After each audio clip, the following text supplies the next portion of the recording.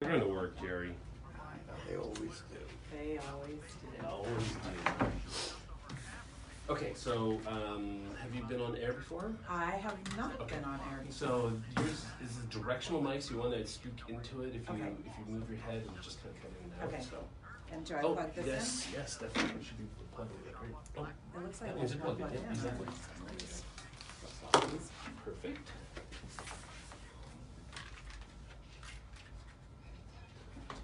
All right, Jerry. Check. Correct. Test. Look closer to that. Feel Test, free test. to pull it so you can cover you're comfortable. There you go. Try to hear you and the thing. How's that?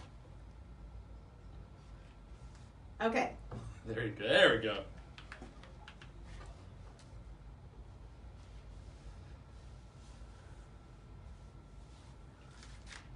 Minutes, 51 seconds. And the air in here, temperature in here varies. Yeah. Because It's nice and warm now. That is. Yeah, I'm gonna take this off. Oops. My scarf is actually.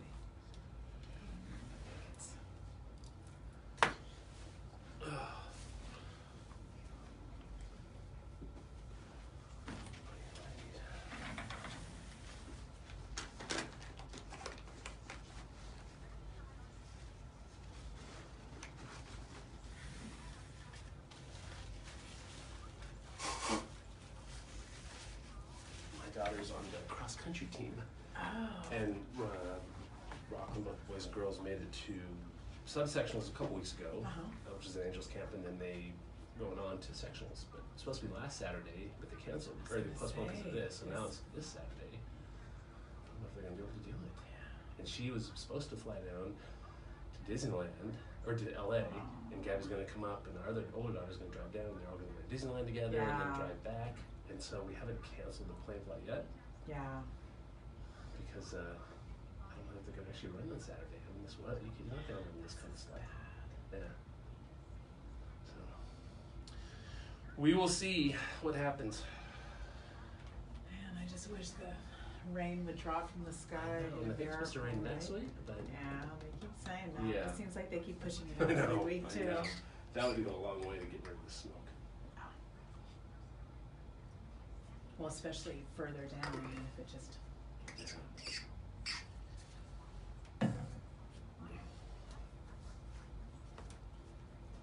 So do you have particular skill sets you're looking for your board? So I'm looking for a financial person. It would be nice to find an attorney, but we're really looking for somebody who's very connected in the community. The one thing that's really tough is that because of the size of our nonprofit, I don't get out as much as I would like to. Right. And so, I mean, like today, I'm doing this, and then I'm off at a school. Okay. Yeah. So it just, we're 8 strong when we're fully staffed. Right. And it makes it really hard to do that advocating out in the community. Yeah. What's your budget? We will be a little bit over $250,000 this year. So, and that's kind of, we've been a little bit static for the last couple of years, but we're not a tiny nonprofit anymore. Yeah. So we see 15,000 kids a year out in schools, and we go classroom by classroom. So it's not it's not like assemblies. It's really hands-on with them. So. And where do you get your funding? Is it all fundraisers or grants? Or? Some of it's grants. Some of it are fee-for-service contracts. So we have a decent-sized grant with the County of Sacramento where we go out and we do a program called More Art, Less Waste, and we talk about where does your garbage go and why should you care, and reduce, reuse, recycle, and then the kids get to make a little art project. And we see like 7,000 kids that way. Wow. And then the rest is really the Genius Mobile maker education stuff, which is, again, hands-on stuff, but a little bit more STEM focused, so science, tech. Yeah. Okay. And Jerry, the producer, he'll give me hand signals when we get close to commercials. So when I throw my fingers, that's how much time's left. Okay. So he'll show me, and then I'll show you if I remember. So. And and they go to commercial. When he goes to commercial, if we're in mid sentence, he'll cut us off. So. Okay. But I'll try to. Yeah, we'll make it happen. No worries.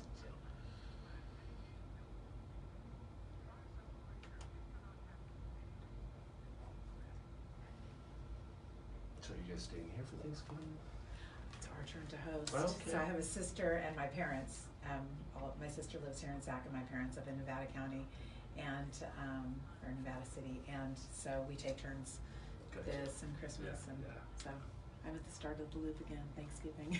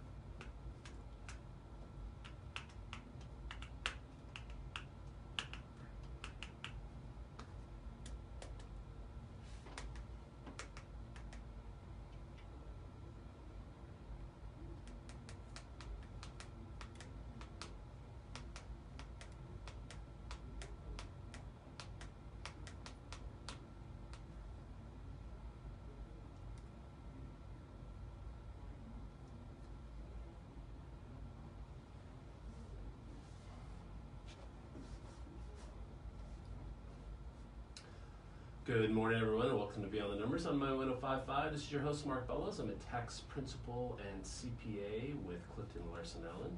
CLA is a national CPA firm with offices throughout the U.S., and I am a resident in the Roseville office. Tax guy, like I said, I work with manufacturers and distributors, real estate investors and developers, contractors, the businesses, their owners, planning, strategy, that sort of thing. And we're busy right now kind of doing some year-end planning with clients and also looking at some of the effects of the Tax Cuts and Jobs Act, which the President signed last December and which has been in place for this year. And it actually has a lot of effect on people, so if you're not meeting with your CPA or accountant to do some year-end planning, you should be. If you want to give me a call or get some more information on that, I'm at 916-784-7800 or mark.bellows@claconnect.com. And this is a weekly business talk show. We're bringing in various business people to talk about their businesses. We have owners and CFOs and CEOs and executive directors and that sort of thing. So I really enjoy getting to know people and get to know their story, and that's really what the show's about. Today, my guest is someone I met at Splash 28, no, not Splash. Anyway, my guest is Donna Sangwin. Morning, Donna. Good morning. How are you? I'm great. Good, good. Donna is the founder and executive director of Recreate. Yes, we've done that before, and it falls out and hits the ground, and the table is loud, so you're fine. Donna's adjusting her mic. So, recreate.org. So, I know we met at the Roseville. It's the Roseville, the annual yeah. chamber yeah. event. Yeah, I got a chance to meet you there, and I think Yes. I should be a great guest for the show. So, thank you you for agreeing to be on the show. You also know Ashley Yes. Harris, whom I work with.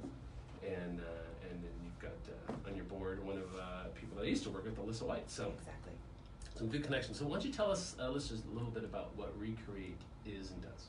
Absolutely. So Recreate is a nonprofit organization that's based in Roseville. We've been around for 10 years now, and what we do is we break down barriers to provide hands-on learning exploration in the areas of science, tech, engineering, art, and math. And we do this in a high impact, low cost way by meshing high-tech tools with sustainable materials that we have diverted from businesses, basically junk that businesses would be throwing away that's perfectly clean and usable. We use that to keep our costs down so that we can provide this hands-on learning for students in our region. So what type of junk that they would Oh my goodness. So there are a lot of different organizations out there, different companies that can find us a lot of great stuff.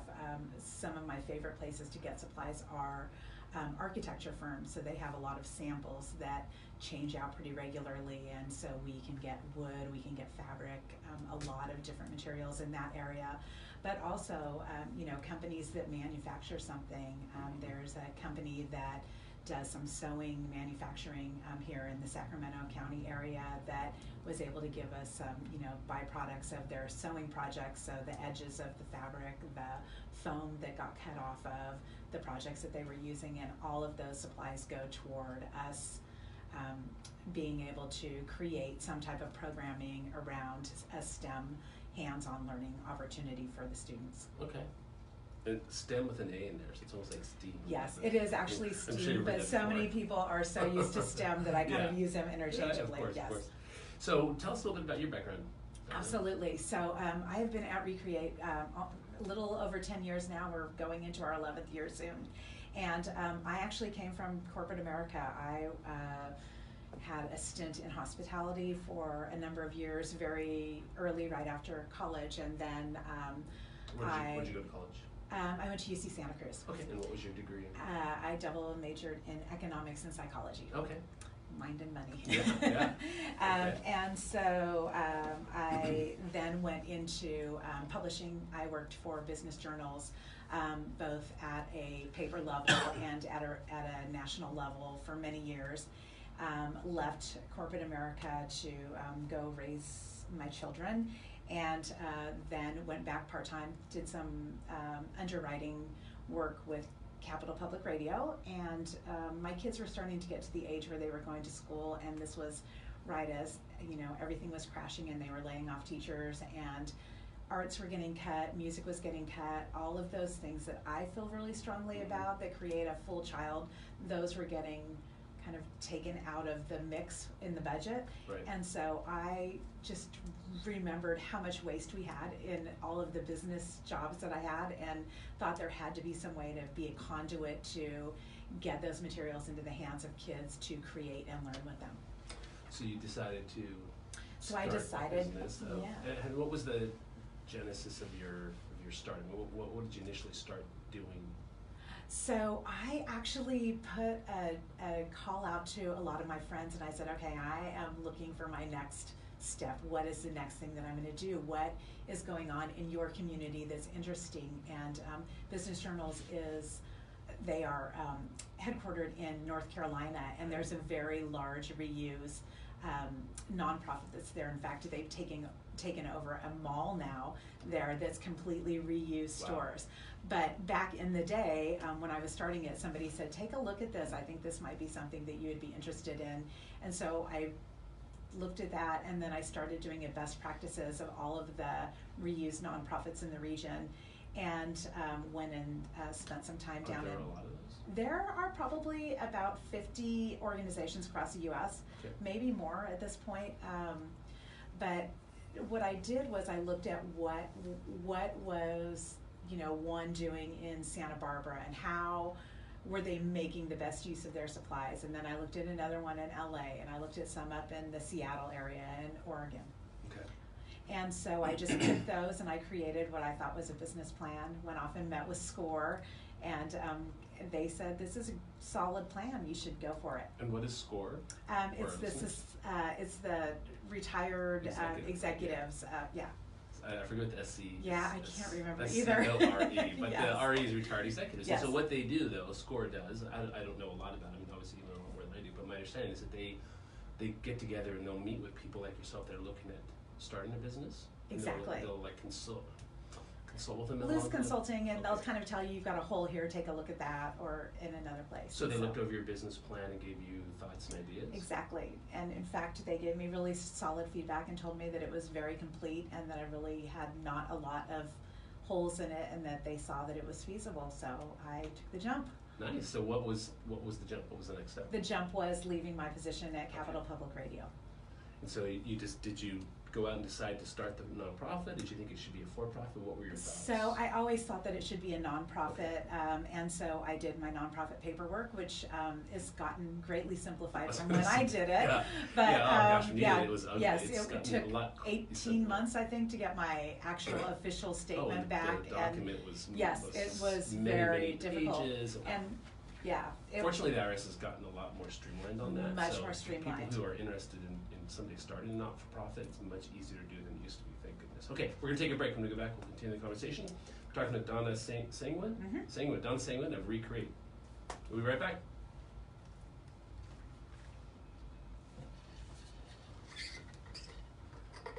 Yeah, I'm doing a few of those for clients. Oh my, it was crazy. I actually, so I was I didn't doing think about the time frame, but 18 months. Yeah, I actually was off in classes doing things before I ever got the paperwork back. That's good. Yeah. Because people are happy to give you the junk. They don't need a write-off a lot of times, although some of them do. But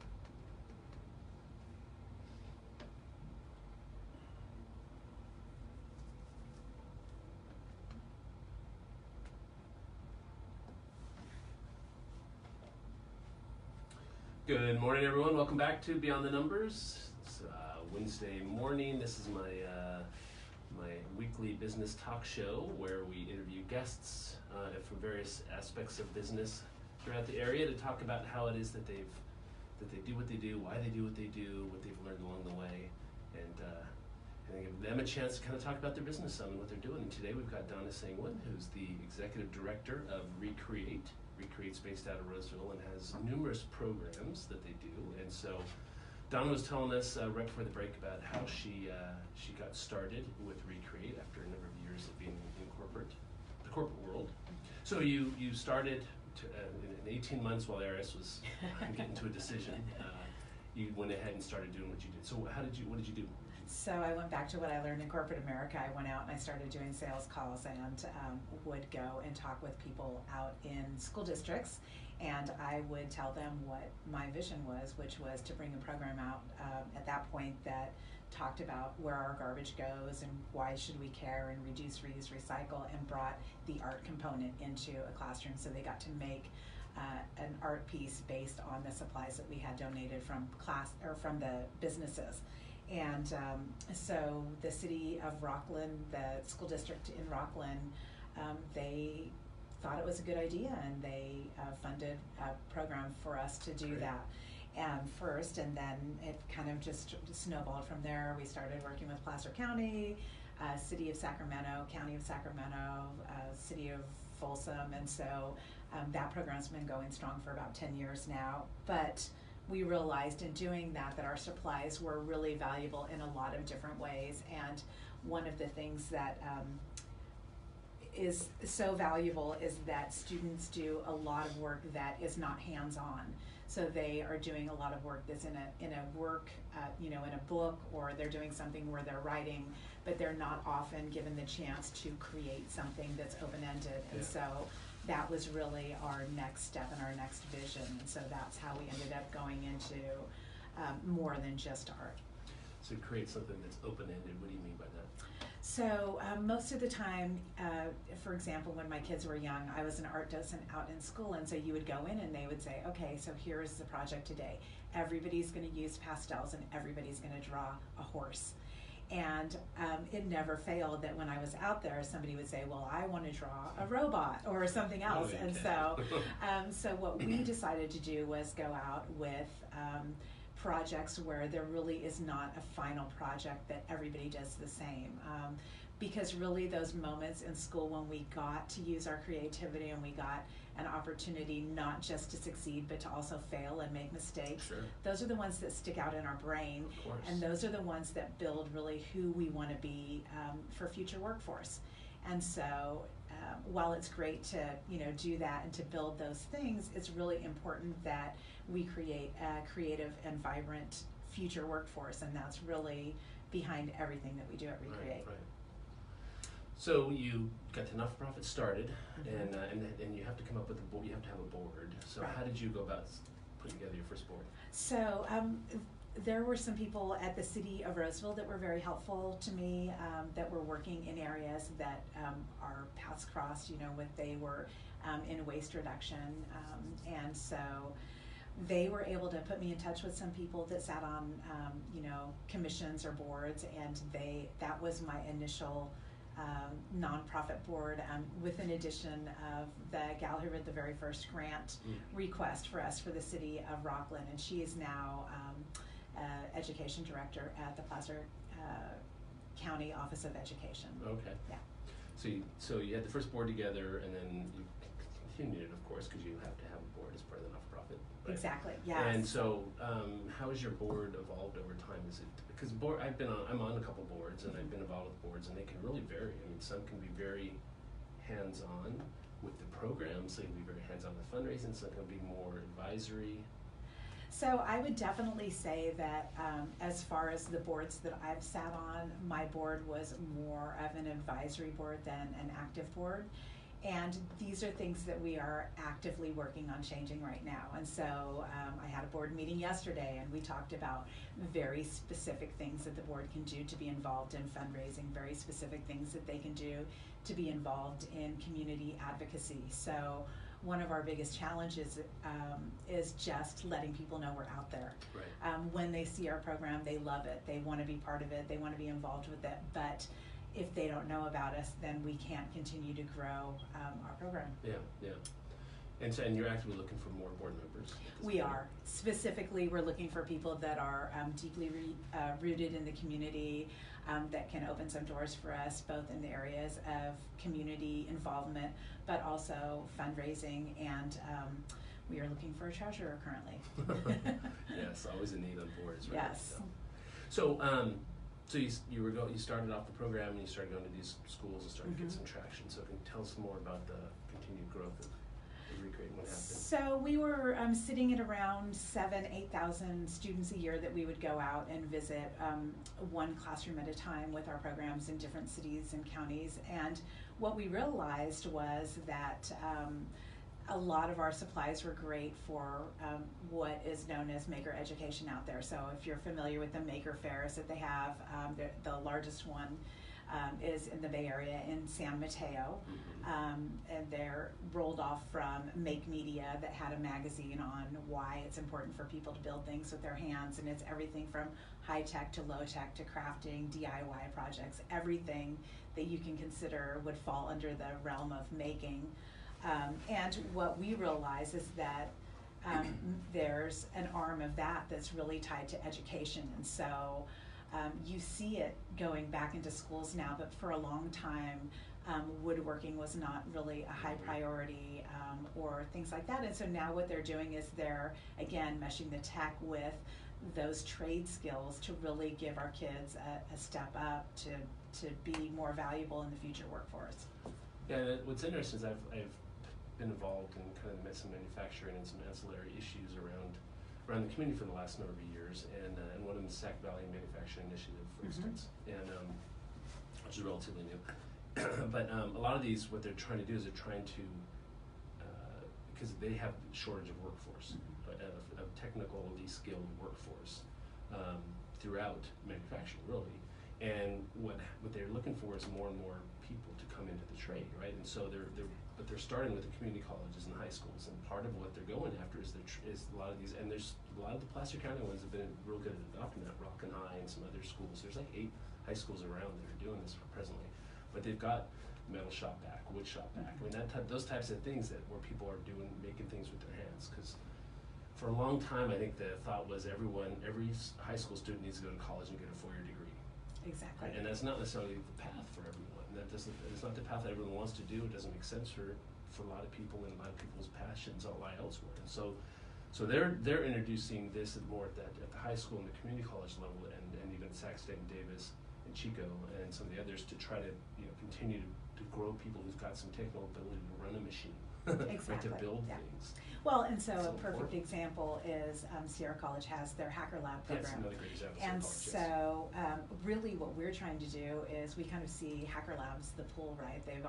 Those people already have some of their skills as they're going in there, but what we want to do is kind of walk them up the ladder and out on the diving board so that those kids are comfortable going in and saying, oh, I don't know about how to do laser cutting, so maybe I should go and take that class. But if they don't have the comfort in making a mistake, they're probably not going to go there. And so we really kind of see us as a feeder into programs like that. Oh, great. That's great. So you deliver your programs in a variety of ways, right? Yes, mostly we are mobile, so we take our programs into schools. So we really transform a typical classroom into a makerspace while we're there. We come in with the supplies, and we really try to build a creative environment so that the students are not thinking they're in a typical classroom, but that they're really off maybe having a workshop somewhere or learning something that's out of the norm for them. So what do you're mobile, so do you have a vehicle of some We sort? do. Okay. We have a vehicle that we call the Genius Mobile. Okay. And then we also have a van that we take out to other programs as well. So is the Genius Mobile outfitted so that students can come into it? How does that work? Actually, it's outfitted for us to go offload it to Okay. the classes. Yeah. Gotcha. So do you do it in the classroom? Is that what you do? We do. We roll up into the classroom with our carts, and we just kind of let them do whatever the lesson is that we're taking in. So one example is we have something called a Makey Makey. It's a little tech piece that makes a key out of a key from your computer, and what they're learning about is electricity and conductivity through things like Play-Doh. They get to learn how to make a game controller where the Play-Doh is the button that they're pushing on their computer. Oh, cool. So, yeah, so just all different things that would get them to learn something about science, but then also something about technology or engineering. So the STEAM. Absolutely. The STEAM, the aspects, yeah. So you guys have the Genius Mobile, and then how else do you deliver the programs? So we do a lot of events out in the community. We are, I know I mentioned Maker Fairs. We were out at the Rockland Maker Fair back in just a few weeks ago, early October. And we also have events out at our space. We have a space in Roseville. In the beginning of December, we have a Maker Night, which is a family event that we hold, and we're really encouraging families to see the value in building and creating, and not something that's a kit that's, you know, following from A to Z, but really something that, again, is open-ended and gives them the opportunity to explore and discover what they're interested in, because it's as much value to go into a classroom and have a kid say, this really isn't what I like, as it is for them to say, oh my gosh, this is the greatest day ever. Oh yeah, yeah. So when you bring your carts into the classrooms, like what types of things are on the carts? What types of materials? So yesterday I was out visiting first graders, and we do something that's the science of light. It's a program called Light Play. They have little boxes that were inspired by a program that they have out at the Exploratorium. Okay. We give them a lesson on reflection and transparent and translucent and opaque, and how light beams work, and then they get to build a little scene in this box. And then we also have another thing that they do about reflection later. But again, it's creative, so we're getting them to think outside of that very linear thinking, and they're learning a lot about science and experimentation. You know, just moving the light around would make their box look differently, and so they learn quite a lot in a very simple static space. First graders. Yes. That's awesome. Yeah. And where you got one going on today? I've got one going on today. What grade? So today we are visiting second graders with something that we call maker stations. We have an engineering challenge. We have an electricity challenge called Squishy Circuits, where they, again, get to play with Play-Doh and lights and batteries to learn about conductivity and positive and negative, and they basically get to light up little LED lights through Play-Doh and a battery source. And then we also have little building components called Little Bits that are kind of a programming thing that they get to build through the components. A simple flashlight, they can power up a fan, but these are all things, again, that they have to put in order correctly, like the control versus the sensors and all of that kind of stuff. And so how long, we've got to go to commercial, we've got about 30 seconds left, how long do they have to put this all together? So we're in classes anywhere from an hour to 90 minutes. Okay. Yeah. Wow, that's Yeah. awesome. So within an hour, they're building something that, Absolutely. that's got to be very stimulating for them. Yeah, Invigorating. yeah, and I mean the best ones for me are, you know, like we have a cardboard city where everybody has kind of their block on the city that they build, and it's great. Nice. All right, we're going to take a break. We'll continue the conversation with Donna Sangwin when we get back from the break. Listen to Beyond the Numbers. Here's your chance if you want to get more water. Okay.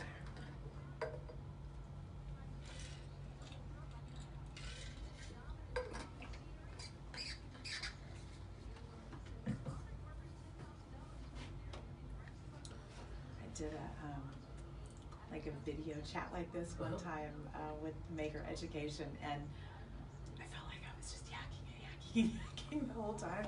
So it's really hard to gauge if you're giving too much information or not enough information when you. What I like in the show is people that give more information. Yeah. Really works out, because I've had guests before who are not that way, and it's very curt or short answers. It just makes it really like. Yeah, you're like, Come on. Yeah, exactly. Yeah. Yes and no just doesn't work well on radio. No, it doesn't. People they want to know the stories. Yeah. And so the more you give, in my mind, the better. Well, and I do, I mean, one thing that might make sense too is talking about how this has impacted students. Absolutely. You know, I mean, I have some of those stories, if that makes sense. Yeah.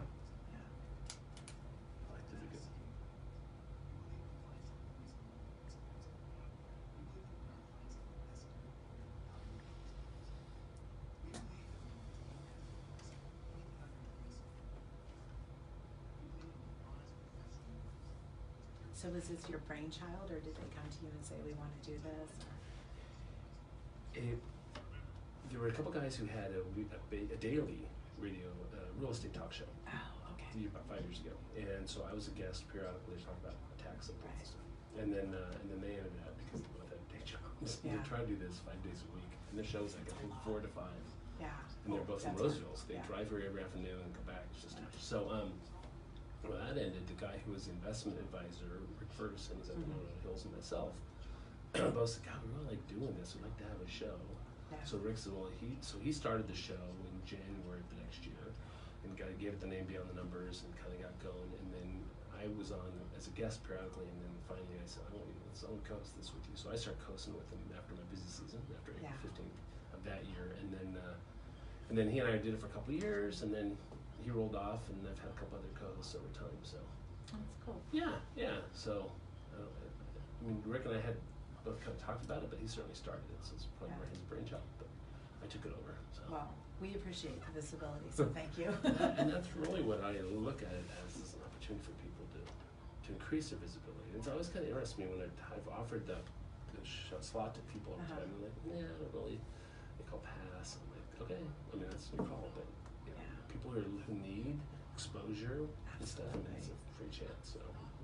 Well, and I feel like one of the things that I learned at Business Journals is it doesn't have to be a big successful company for there to be an interesting story there. Absolutely. So yeah, some of the best So stories. true. Yeah.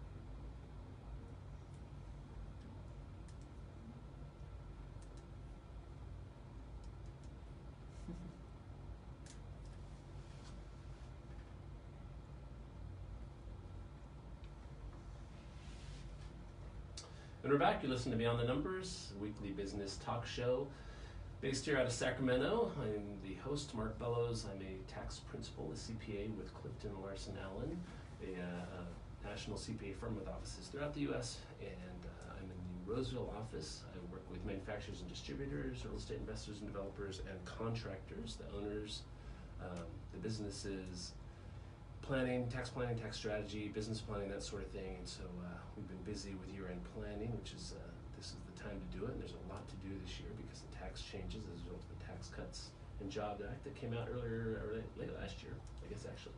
And so that's been keeping us busy. And then I get to do this on a weekly basis and meet interesting people like today's guest, Donna Sangwin, the founder and executive director of Recreate. Their website is recreate.org. And if you want to email Donna, get a hold of her, you can email her Donna@recreate.org. Find out some more information about the organization there at the website, and probably way there you can donate if you want. Absolutely. And figure out whether it's money or supplies. And one of the things that Recreate does, as we've been talking about, is you get a lot of supplies from various businesses. So how have you lined those up? How's that evolved?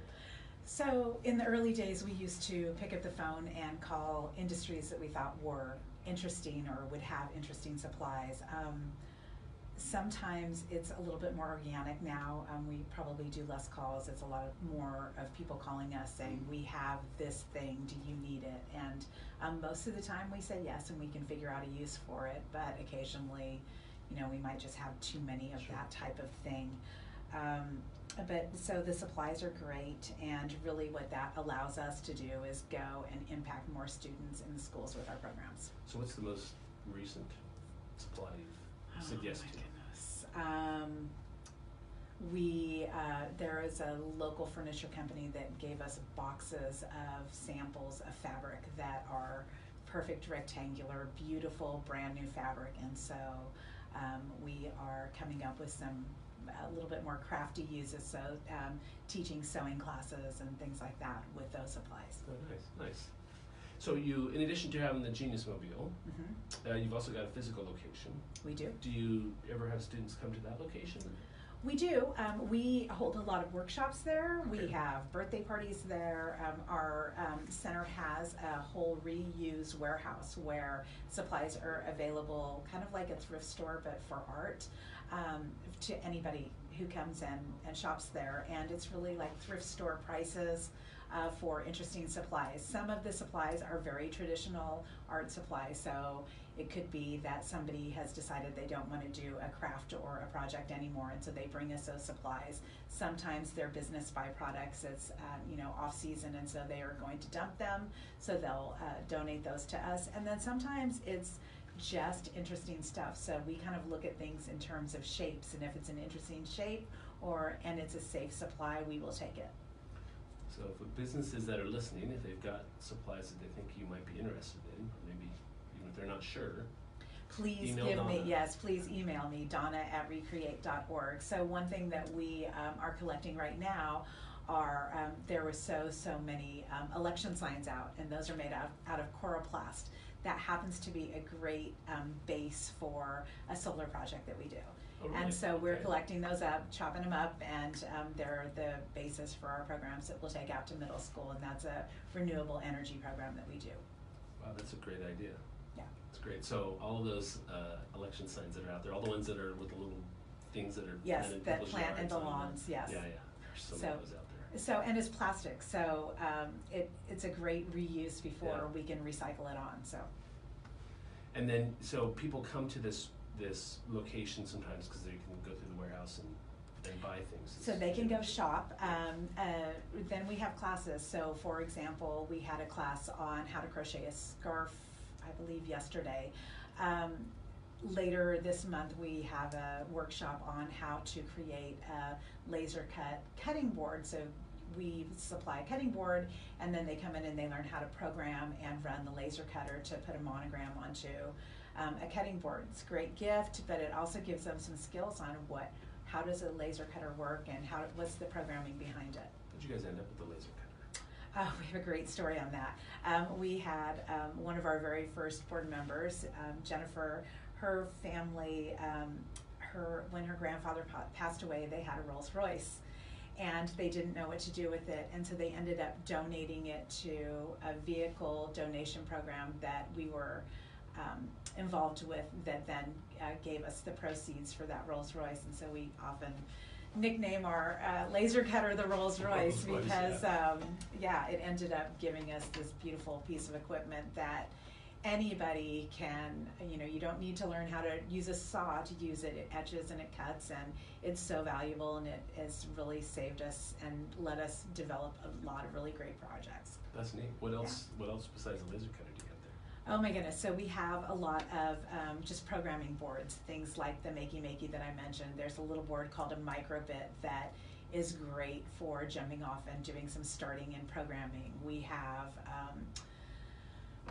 just our supplies that we use. So one of the things that we do a lot of is we use a lot of cardboard, and we use a lot of simple LED lights and batteries, and we create light up cities, or we tie those with our programming boards, and they can create a vehicle or something else like that. And so a lot of the supplies that we do have, we use them over and over, so we really are looking for something that we don't have to buy, but that they can just mesh with the supplies that we have and do Right. that. So you do a lot of different things, and so how many people do you have working there? So when we're fully staffed, we're a staff of 8. 2 of us are full-time, 2 are very close to full-time, and then the others are more part-time, 10 to 15 hours a week. Right. And has that number grown over time or changed? Oh, absolutely. I mean, that first Sure, year it was started, me with a volunteer. Yes. So it does. And then, depending on what we're doing, we've been involved in programs over the summer where we bring in maker interns, we call them, where they're getting an opportunity not just to help us with our summer camps, but they also have an opportunity to learn about our supplies. And then recently we started a high school program called Maker Ambassadors, where high school students come in and they're trained on all of the different things that we take out into the community so that they can come out and be a volunteer leader helper with us. But also, you know, if we're in a crunch sometimes, they might come and help us with a birthday party, or they might come and help us organize the warehouse. They're invaluable to us, and it really is a great opportunity to help those kids get the skills and leadership that maybe they wouldn't be getting otherwise before they head off to college. That's great. So those are high school students typically? They are, and we'll be recruiting again in the spring for this upcoming summer, and we will be looking at incoming freshmen. That really, we kind of like to get them as they're just going into high school. Okay. Works out great, then they get a couple years before they get into that crunch time of junior year, where it's tough for them to give us too much time. Yeah, and how many ambassadors do you typically have? We have between 15 and 20 usually. Wow, yeah. And they have I would say half of those have been with us for more than 1 year. Okay. And the physical location, what's the address of that? We're at 8417 Washington Boulevard, Suite 135 in Roseville. In Roseville. So you probably get Roseville area high school students? We do. We get a lot from Granite Bay. I think we have a couple from Rockland High. We have Oakmont is a big bulk of the volunteers that we have. And then the interns, do you get those from Sac State or Sierra or? So that program was something that was granted through a company that has an office here called Cognizant, and they actually funded for those people to come and be in our staff as a program that they ran through Maker Education Initiative, and so that was really a valuable program for us. And those were both people who had had a short stint out in an environment somewhere in a STEAM capacity. So we had one gal that was a mechanical engineer who happened to be moving at the end of the summer, and so she left her job early and came and did that event that summer with us. And then we had another student who was headed off to Stanford to do some design engineering there, and so that's just a couple of them. And then others were college students in their first or second year that were again focused on something in STEAM. So, real quick on touching on the employee part. So, having come into this as the first time owning a business, if you will, running a business in that respect, I don't know how much did you have experience with hiring and managing people prior to that? I did. So I really kind of always gravitated toward the management roles in my career. Okay. Even in my first job when I was in high school, I was a supervisor within a couple of weeks. And so I really was lucky to have worked for some pretty large companies and understood the laws and such for management and hiring and firing and all of that good stuff. So because that can really be a challenge for people. A lot of times you get a business person who will start or take over business or run a business, and they have their strengths and of course and weaknesses, and sometimes the managing of people can be a real challenge. So the managing of people, and also just being aware of what your own weaknesses are. So that's I know what huge. mine are, and I try to find somebody who can complement that. That's huge. I don't know if you go with the Strengths Finder, but that was, for me, that was a good program. Yeah. So to find out what your strengths are as well, to focus on those. Okay, we're listening to Beyond the Number. You're listening to Beyond the Numbers. Donna and I are talking here. We'll be right back. So we'll get into the impact on the students next. Okay, perfect. Thank you. Yeah.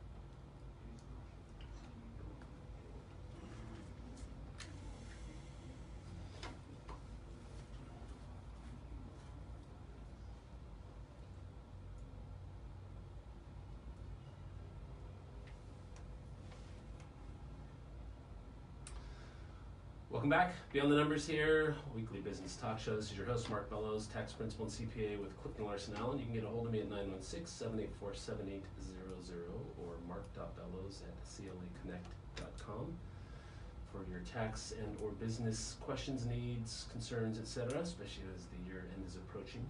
And there's still time to do some things, so give me a call if you have a question. I'd be more than happy to walk you through it and see if we can work something for you. So today, talking with Donna Sangwin, who is the Executive Director with Recreate. You can email her, donna@recreate.org. You can also check out the website, recreate.org, to find out more information, find out how to contribute if you want, how to set up the program probably. That's available there as well if you want to have a visit. Some teacher or someone who would like to have that as part of their school. And then also information on the board, because Don is actively looking for some more board members, Recreate is. So why don't you tell us a little bit about the impact that this has had on the students? Because you've been doing this for a decade now. We have. We've been doing it for a decade. And, I think that a lot of times you don't know what the impact is because somebody doesn't say something. But I really feel lucky when people share those experiences with me. And a couple of years ago, we were doing a program out at a middle school in the Roseville area called Maker Carnival. It was a program that had a grant, and so there was no cost. These were students that wanted to do some after-school enrichment, and so they were tasked with putting a high-tech twist on a carnival game, and then the school then walked through and got to try out their games at the end of the year. But we had one student that came in who just wanted to be in the class, and he really had not hit the cutoff list, and so I had to turn him away the first day. And then we had somebody that had been overbooked, and so they dropped out of the class, and I remembered him for some reason. He seemed so disappointed that he didn't get in, and so we let him into the classroom, and a couple of weeks later his mom, single mom, came and said, "I don't know what you're doing, but my kid wants to go to school, and he's had a really rough year, and he hasn't been wanting to go to school, and he hasn't been doing his homework, and now he's doing it." And so what we learned in talking with him was that he's a kid who really learns by doing things with his hands, and book learning, it was really tough for him. Right. And so what he was realizing was that what he was learning in math was actually what he needed for his project. And so suddenly he's doing his homework and his grades are going up. And so this kid then went off and ended up changing schools and started studying how to work on computers and fixing computers, and then went off to Roseville High and was on the team that anytime a Chromebook was broken, they would go to these kids, and these kids were fixing the actual equipment at that school. And now he's just still plugging along, but he has a real interest in technology and working with his hands. And he said that really without our program he wouldn't know where he is now.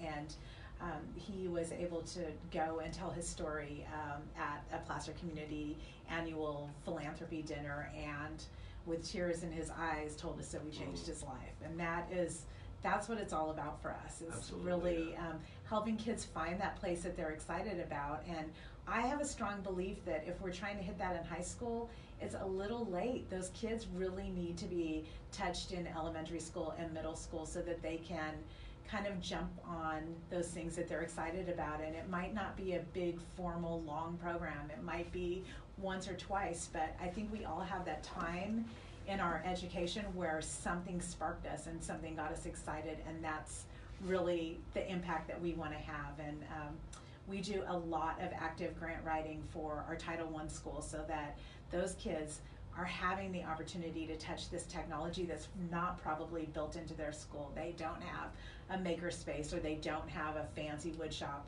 area. And so it's really crucial to us that we get out to those schools and we let those kids try that out, because really that's going to help our entire region and our community have a more creative, problem-solving, maker mindset workforce. That's a great story. And it is just so crucial to get kids engaged early on, as you said. And there are different ways people respond differently, so it's not every kid's going to get engaged the same way. And so that's great. You guys what you're doing is engaging people like him. Yeah, and you know, like I said, it really, for one person it might be the programming, for another person it might be, you know, doing crafting, it might be creating costumes, it might be something that they can use in theater. So I think those all have a value, and those all really build our community to be a better place. Absolutely, yeah, I completely agree with you. Well, that's exciting, man. That's a good story, and I'm sure you've got other ones. Oh, I do. Like that. Yeah, yeah. I do. So what have you got coming in down the horizon? Anything so we are going into our gratitude, you know, Giving Tuesdays coming up. We are hoping that some people find our program to be valuable for them to be thinking about for their year-end giving planning. So tell us, what's Giving Tuesday? So Giving Tuesday is about reaching out to nonprofits to give money to them instead of maybe go shopping on Black Friday. Okay. Maybe thinking about that. We of course hope people consider coming and shopping for supplies to make some of their gifts for the holidays, or come and try some of our workshops so that they can get some skills along the way to do that. And we are, in January, we are one of the Spotlight nonprofits, one of the 3 nonprofits that were chosen in the region to partner with the King. So on January 10th, we will have a showcase out of student work at a game, and we'll also have some stations there where people can try their hand at some of our maker projects. Oh, that's great. Have you done that before with the Kings? We were a recipient of the 50/50 raffle program last year, and Okay. actually ended up getting the biggest sale raffle that they have had in their new stadium. Wow. And so we were very excited for that. How much was that? So for us, it ended up being just a little bit shy of $5,000 in a grant, which is huge for us. I mean, for us to go out and see a whole classroom, it's only right around $300, and so that was a pretty big windfall for us to go out and reach a lot of students. And if people want to know more about what workshops you offer at your space, they can go to the website? The website, and there is an event button on our website, and then we also have Recreate.org on Facebook. I'm sorry, Recreate.org on Facebook, or Recreate.org on both Instagram and Twitter. Okay.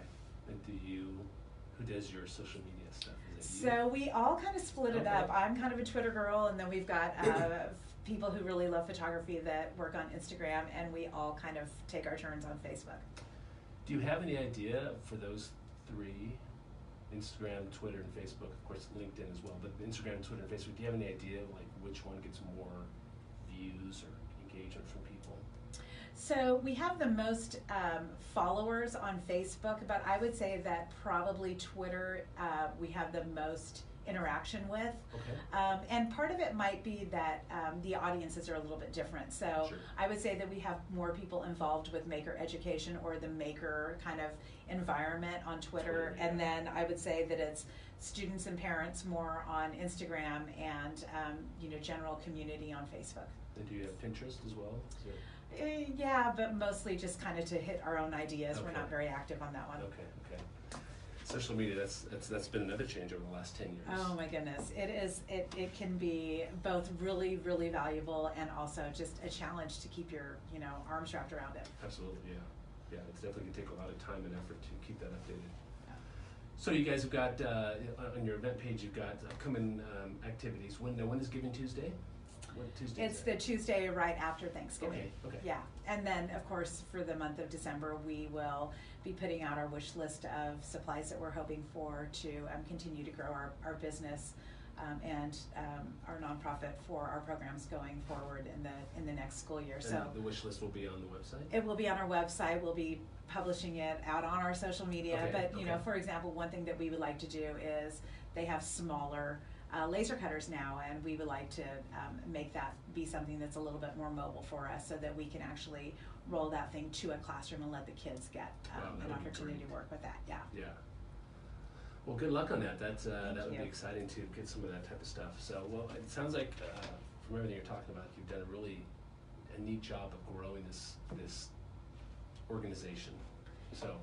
Thank you. It's been thank you. It's been Yeah. fun, and I think one of the things that makes it fun for us, and we love to go to work every day, is that it always changes, it always evolves. Absolutely. And so you get on days like today, you get to meet with some students, work with some students. Yes, get to work with some students, and then I get to go finish writing a grant. So all aspects of being involved in a Absolutely. nonprofit organization, absolutely. Well, again, Donna Sangwin with Recreate. You can get a hold of her, Donna, at recreate.org. You can also go to the website, recreate.org. Find out all the information you want. You can also, as we mentioned, you can look for them on Facebook, Twitter, and Instagram to get more information, more details. Follow if you want, and then to try to maybe get a hold of Donna if you want to have her come to your classroom, or if you have a business you're looking at giving something, or you want to get involved in one of the activities, or if you want to be a board member. All those Please options give are us a out shout. there. Yes, give her a shout. Well, that's it. You've listened to Beyond the Numbers. Next week we'll be back with another show. We'll have Katie McConnell, our old co-host, will be back next week as a guest. Looking forward to hearing about her newest adventure. All right, everyone, have a great day. We'll talk to you next week. Thank you so much. Absolutely. Thank you.